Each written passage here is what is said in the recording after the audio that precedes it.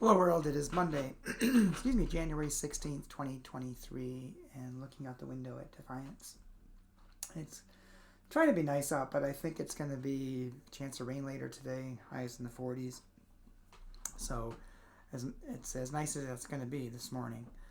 The devotion for today is entitled Children Don't Grow Weary, and I think it's inspired in part by the fact that today is Martin Luther King Jr. Day. The devotion was written by Vicki Kemper, and Vicki bases the devotion upon Galatians chapter 6, verse 9, New Revised Standard Version, updated edition. So let us not grow weary in doing what is right, for we will reap at harvest time if we do not give up. And then Vicki writes, in 1961, a young Martin Luther King Jr. spoke at a church supper in our basement dining room. I would like to tell you his words and witness changed everything, but the truth is the event was almost lost to our congregation's history. And while Dr. King was welcomed, funds were raised to support the civil rights movement, and some clergy ventured south for a time, things remained more or less the same.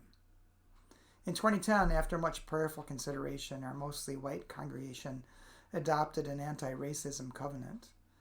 I would like to tell you this commitment changed everything. I'm grateful for our ongoing anti-racism ministry and the dedicated church members who continue to challenge us. And you know how it goes. The world is broken in many places, and in our well-meaning intention to put our faith into action, we spread ourselves thin. Last September, a middle-aged black man appeared at the church door. In tears, he told me he was experiencing racism at his workplace and asked if I would pray for him. V has returned twice since then. Each time we talk a little longer, each time he asks me to bless and anoint him. I would like to tell you my prayers have changed everything, but all I can really say is that every time he gets down on his knees, while a white woman prays that white people will stop oppressing him, I'm convinced all over again that we must not, cannot, will not give up. End of prayer. Change our hearts and renew our spirits, O God, that we might not grow weary in the struggle for racial justice. And thank you for Dr. King. Amen. Well, this devotion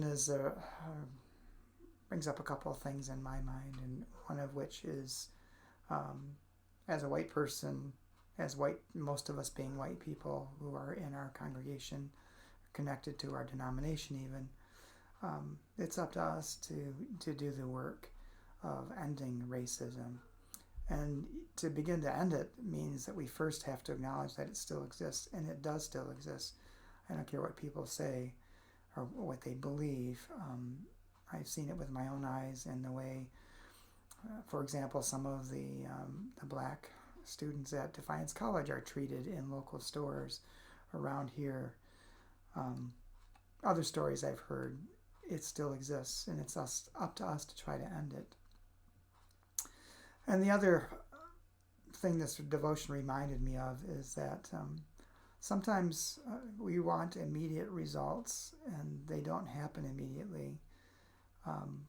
Especially something like this is just a continuous, long-term effort, day after day, month after month, year after year, life after life. It just has to continue to go on, and we have to continue to fight it.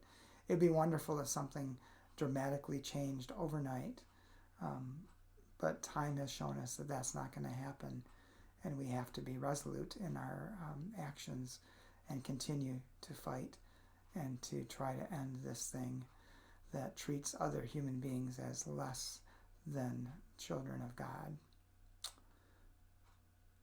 So I hope you have a good day. I hope you learn some things today on this Martin Luther King Day and in the upcoming Black History Month in February.